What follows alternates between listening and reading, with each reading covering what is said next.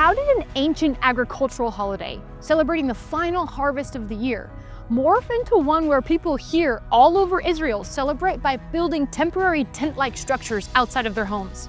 Today we're exploring Sukkot, one of the most joyful and meaningful festivals on the Jewish calendar.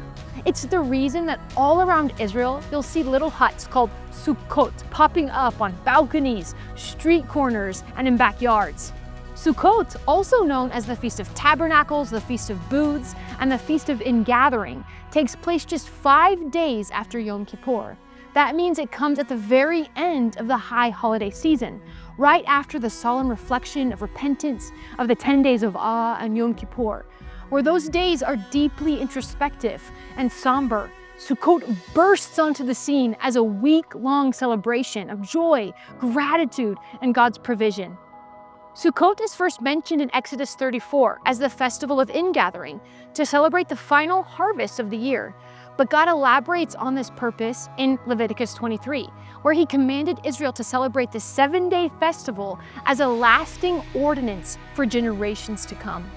As one of the 3 pilgrimage festivals outlined in the Torah, along with Passover and Shavuot, Sukkot was a time when all Jewish males were to travel here to Jerusalem to worship and to present offerings at the temple. Agriculturally, it's marked the ingathering of the final harvest at the end of the year, a time to rejoice and thank God for his provision. Historically and spiritually, it's meant to remind Israel of their 40-year journey in the wilderness after the exodus from Egypt. During those years, God provided for his people, dwelling with them as they lived in temporary shelters along the way.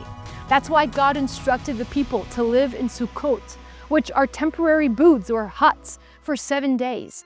As he said to Moses in Leviticus 23:43, Israel was to do this so your descendants will know that I had the Israelites live in temporary shelters when I brought them out of Egypt. I am the Lord your God. For this reason, Sukkot is about more than food or farming. It's about remembering God's faithfulness, his presence, and his protection through every season. In contrast to Yom Kippur, which takes place just 5 days before, Sukkot is actually referred to as the season of our joy. In fact, Deuteronomy 16:14 commands Israel to rejoice during Sukkot. Men, women, children, servants, foreigners, the fatherless, and widows are all invited to participate in the joy of this feast. It's meant to be celebratory, filled with meals, singing, hosting guests, and participating in community gatherings. Today, Jewish families still build Sukkot and seek to spend as much time in them during the season, decorating them with colorful paper, chains, fruits, lights. Meals in the Sukkah, which is the singular form of Sukkot, often include family and friends, which means that this is an entire week characterized by hospitality and community. Each night, many even invite symbolic guests, biblical figures like Abraham, Isaac, Jacob, Moses, and others into their sukkah as a reminder of their heritage and faith.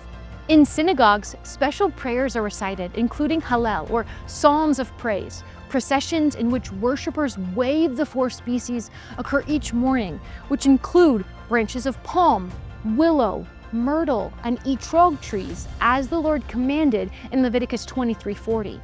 And on the 7th day, called Hoshana Rabbah, worshipers circle the synagogue 7 times and recite prayers for salvation and blessing, marking the spiritual climax of this festival. So what do we celebrate at Sukkot? We rejoice in a God who is himself our ultimate refuge. This joy-filled time invites us to look back with gratitude on God's past faithfulness and look forward with joy to his future promises.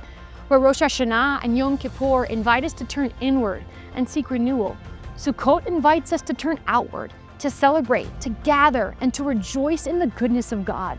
So this year, whether you build a physical sukkah or simply pause to reflect in your heart, let Sukkot be a reminder that joy is meant to be shared, gratitude is a sign of dependence, and life is meant to be lived in the shelter of God's presence.